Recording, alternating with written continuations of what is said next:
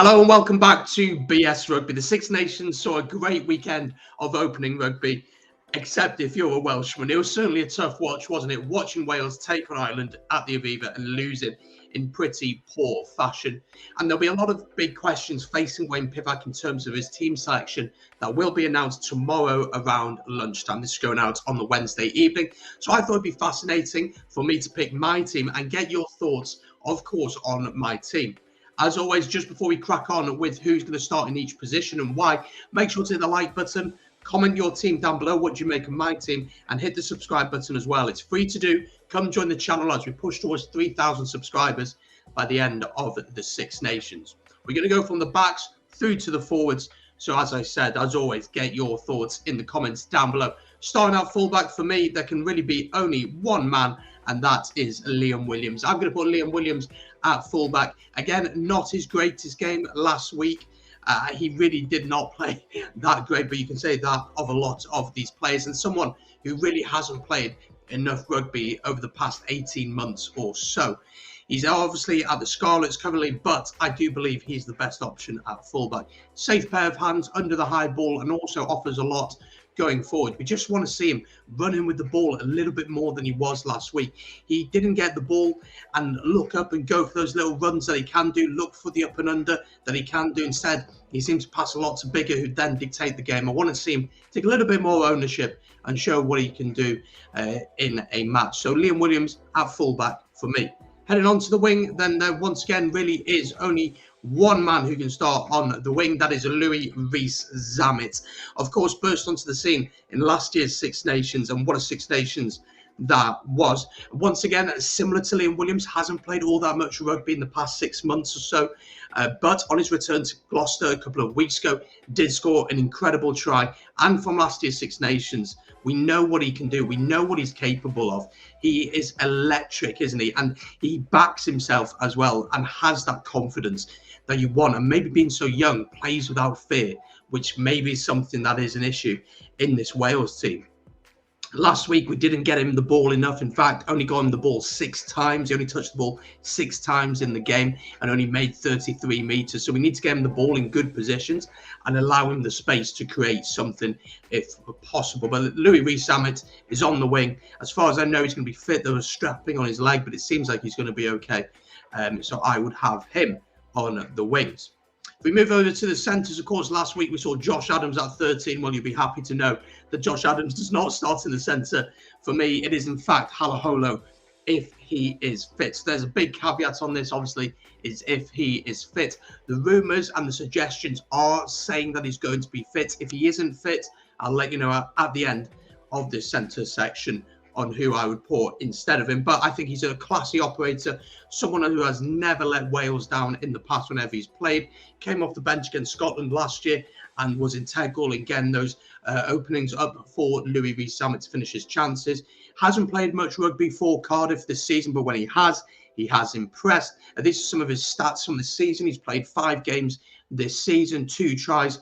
Defensively, looked pretty solid. Tackle success rate of 81%, which isn't amazing. But getting those 8 turnovers, 11th best in the URC, shows what quality he has defensively. That was somewhere where we were just completely out-battled, out-thought, everything. We were just all over the place at the breakdown.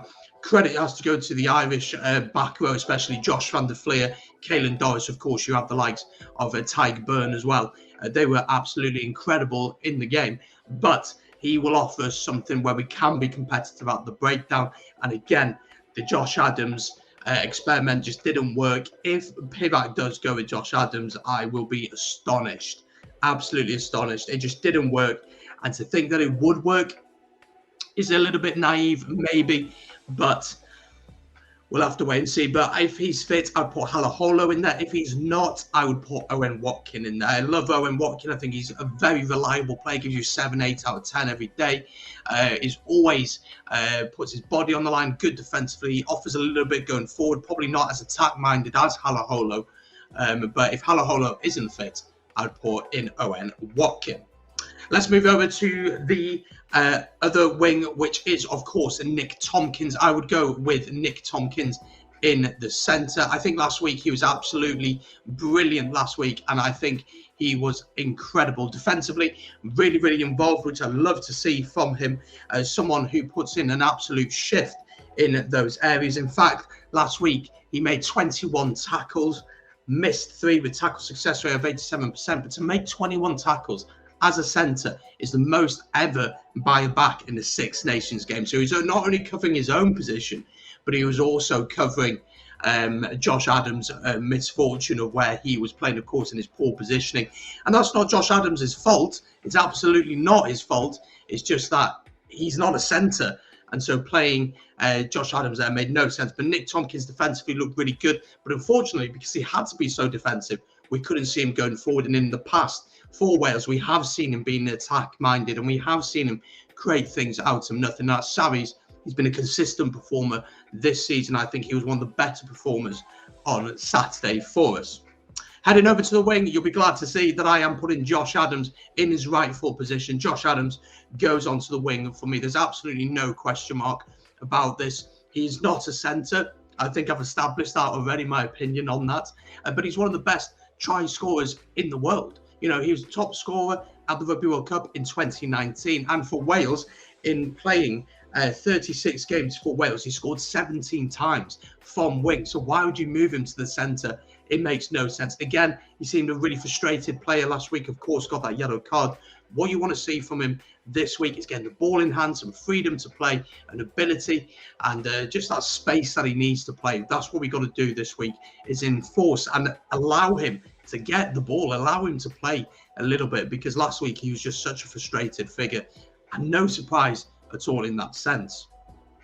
Let's move on to the halfbacks. Once again, a really easy decision. I'm putting this man in there. It is Dan Biggar. Of course, he will be captain for the team in the absence of Alan Wynne-Jones. And interesting to see how he goes this week. He had a really poor game on Saturday. I thought he just couldn't get control of the game. Again, you want the platform from your forwards, but defensively missed a few tackles. They were certainly targeting him in defence, and usually he is pretty solid.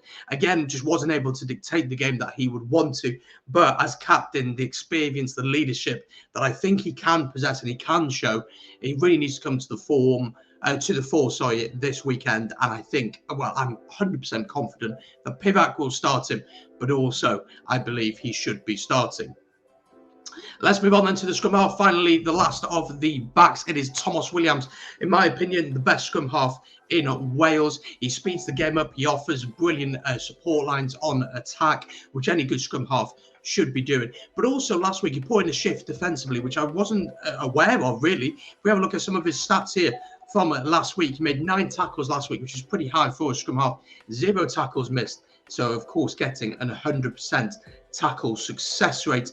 And again, we had to be like that. We had to be trying and hold them out as much as we could, which we obviously didn't. But I love Thomas Williams. His speed of ball is brilliant. If we can get front foot ball, then he's the man that you want there. But we need to ensure that we do that. And hopefully my forwards show that we will hopefully get front foot ball. But there we go. We've done the backs. If you are enjoying, folks, as I've said at the start, hit the like button, comment your thoughts down below, and subscribe as well. Let's move on to the forwards. We're going to start in the front row. And in the number 1 jersey I have gone is a pretty easy decision. Once again, it is Wynne-Jones who starts in the front row for me. Didn't have his greatest game for sure. The scrum was a little bit of an issue last week. But on the whole, I thought his performance was okay. He's a British and Irish Lion, so he's got that experience. And last year, I said he was one of the best props in the Northern Hemisphere. We want to see that form come back to him. The problem is a lot of these players haven't played all that much rugby. You know, they played in the autumn, but between then and the Six Nations for their regions, they really haven't been playing all that much. And it seems that maybe there's too much of an emphasis on the national team, but that is a topic for another day. As I said, he has to start, very experienced at this level. And again, with the injuries that we've got in certain positions, there's no question mark that he starts. And he's probably one of the more experienced players in the squad as well. Moving on to the hooker position, of course, Ken Owens is out injured. So for me, it's got to be this man, Ryan Elias. I actually thought he struggled quite a lot on Saturday, although the line-out was pretty solid. We won every single line-out bar one, which is a huge upgrade on the autumn and a couple of years ago. So, you know, in the line-out, a solid option, someone who, of course, is playing second fiddle to Ken Owens, not only at international level, but at regional level. Again, there aren't really that many options there. There just aren't. We're pretty light in the hooker position. So for me, yeah, absolutely. I have to say, I think Ryan Elias will be the man given the nod, and rightly so. Again, poor performance last weekend, but we can say that about many players this weekend. Hopefully, he can go a little bit better. And I do expect the performance to be better, of course, because we are at home. Who else is going to partner Wyn Jones and Ryan Elias in the front row? It's going to be Thomas Francis. Again, I'm very split about him as a player. I'm not sure how good he is. It's a difficult one to say. Of course, I am an Ospreys fan, so I tend to watch him week in, week out, and he can be very, very up and down in his performances. The scrum did struggle last week slightly, but I think we will be a little bit more competitive in that area against Scotland. I'd like to see him just be a little bit more confident with ball in hand. I think he had 2 carries all game. I want to see him get involved a little bit more. He's a big lad. Try and get over the gain line. He may not have the pace, but if he can break one tackle, get over the gain line ever so slightly, we can then get that momentum and get that forward ball, hopefully. So as I said, yeah, Thomas Francis completes the front row there of Ryan Elias, Wyn Jones, and himself, of course. Let's move on then to the locks, and this guy really stood out last week and rightly is in this team. Will Rowlands of playing now at the Dragons, of course, and he really stood out last week. His stats are pretty interesting to read. Last week, going forward, 6 carries, 28 metres made, which is very, very respectful, but 17 tackles made, 0 tackles missed, and 100% tackle success rate. Massive performance from him. The only area that he was lacking in a little bit, where his concentration went ever so slightly, was at the breakdown, but that's by the by. Just putting a huge shift defensively, and he was key for us not conceding more than we did, which would have been very, very embarrassing. So yeah, Will Rowlands has to go in. Someone I was not convinced by at all when he first broke onto the scene, but he's really cemented his place in this squad, alongside, of course, Adam Beard. Adam Beard is vice captain. I want to see him stand up a little bit more and be a little bit more vocal, lead a little bit more from the front. But again, once again, last year, a lot of people counting him out. Went on the Lions tour, was brilliant, and has come back. Hasn't played all that much rugby again, as a lot of these boys have not played all that much rugby. But he is a fantastic option at the line-out. He's a menace at the opposition, driving more, just getting his arms all over the place like Luke Charteris. And we need to do that against Scotland. We need to slow their ball down. And I think he certainly needs to go into this team. I have no problems with Adam Beard being part of this team. Only 3 positions to go. First of all, in the number 6 jersey, I've gone with Ellis Jenkins. Of course, someone really quiet game last week. I thought he'd be involved more at the breakdown, but he just got absolutely bullied in that area.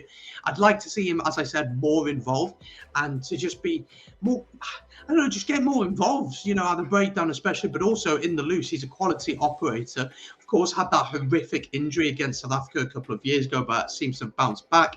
But we saw his levels in the autumn, how good he was, his leadership as well. We want to see that again now in the Six Nations, so hopefully that can come to the fore. Now, one of the names, and that will be first on the team sheet, you'd imagine, is this man, Taine Basham. What a performance from him. He was the best player on the pitch from a Welsh perspective, the best player for Wales, in my opinion, over the last 6 months. And his stats from Saturday certainly back that up. Let's take a look at them here. Let's take a look. So last week, he played 80 minutes. He played the full 80, 15 carries, 93 metres made from 15 carries is decent. I've got to say, 2 tackles broken as well. And then defensively, once again, a really good performance from him. 22 tackles made, the most of any Welshman. Only 1 tackle missed, giving him a tackle success rate of 95%, while getting 1 turnover, where I don't even know if we'd have got 5 turnovers in the game, if I'm being totally honest. So, Taine Basham, what a performance from him. He's grown so much into the role. Of course, the likes of Tipuric and the VD out, those are massive areas where those stars would be playing week in, week out. And he has shown that he is capable of stepping into that role. Not only capable of stepping in, but capable of thriving in the role as well. Got his try, took it really well, of course, very fortuitous. We've got to be in the right place at the right time, make the read, and then he had the pace to finish it from about 15 metres out to kind of cover up the shit, if we're being totally honest, and that's how it seemed with him. But he certainly has to start, and I think he is a bit of a leader as well, which I really like in him for such a young guy. Just stepping up and being involved, I absolutely love to see that from him. And in the number 8 jersey, this is where I will make a change to the starting 15. It is this man. I would bring in Ross Moriarty. I thought Wainwright had a really quiet game, and I just don't think he was physical enough in any sense. I thought he just couldn't get any forward momentum whatsoever. He didn't carry particularly well. Ross Moriarty, not starting for Wales, will give him fire in his belly. The only question mark over him is his match fitness. Of course, only played 70 minutes for the Dragons this season a couple of weeks ago, and then came on for about 15 minutes against Ireland. Was pretty quiet again, but by that time the game was obviously completely gone. But I want to see him with a point to prove. I want to see him running hard at the Scottish defence. I want to see him picking the ball up from the base of the scrum and running hard at Finn Russell or Ali Price, whoever he picks out, or Darcy Graham. I want to see him running hard. I want to see him putting in big hits. I want to see him being physical. And I think he can certainly bring that a little bit more over Alan Wainwright. I'm a huge fan of Wainwright, but I just don't think that game worked for him. I think Moriarty deserves an opportunity to show what he can do. So there you go. That is my team. It is on your screen now. This is who I would go with. I'll quickly run through them. So Liam Williams at fullback, Louis Rees-Zammit on the wing alongside Josh Adams, with Halaholo and Nick Tompkins in the centre. Dan Bigg and Thomas Williams are the halfbacks. In the front row, Wyn Jones, Ryan Elias, Thomas Francis. In the logs, Adam Beard and Will Rowlands. And in the back row for me will be Ellis Jenkins, Tain Basham and Ross Moriarty.